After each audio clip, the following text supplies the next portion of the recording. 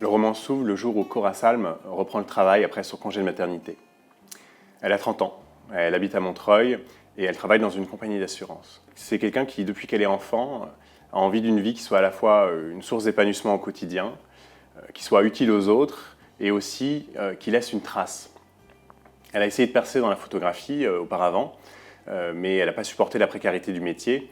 Et de ce point de vue, le poste qu'elle occupe désormais en marketing dans une compagnie d'assurance lui paraît un bon compromis pour à la fois construire une famille et trouver un peu de stabilité. Elle a désormais un enfant, s'ouvre avec ça ce qu'elle appelle la vie nouvelle, qui est d'une intensité assez bouleversante, mais qui est aussi une vie beaucoup plus contrainte.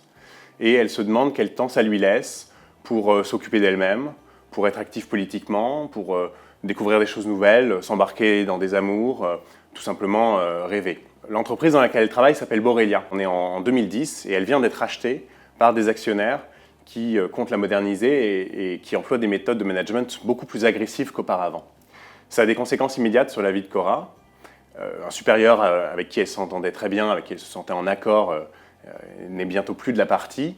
Et l'entreprise déménage du quartier de Saint-Lazare à une tour de la Défense, ce qui multiplie son temps de trajet. Petit à petit, elle va se retrouver piégée, comme sur une sorte d'échiquier dans cette entreprise, avec un travail qui lui paraît avoir de moins en moins de sens. Et le livre est une enquête racontée par un narrateur des années après sur ce qui s'est produit dans ces années-là, en particulier en juin 2012, qui a fait basculer sa vie et qui l'a quasiment détruite. C'est un livre sur la crise économique des années 2008-2012, celle qui a vu l'arrivée de ma génération sur le marché du travail, et qui était aussi le moment où on commençait à parler de ce thème de la souffrance au travail, à formaliser ce qu'on a appelé ensuite les risques psychosociaux. Pour restituer ce monde du travail dans toute sa complexité, l'enjeu pour moi était de ne pas me restreindre au seul point de vue de Cora, même si on la suit de très près, mais de balayer aussi toute l'échelle hiérarchique dans l'entreprise, donc des secrétaires au PDG. On cherche à savoir par quelles idéologies les gens sont traversés, par quelles aspirations, et aussi quelles contraintes ils subissent et reportent en dessous d'eux en cascade. On est vraiment dans la France contemporaine.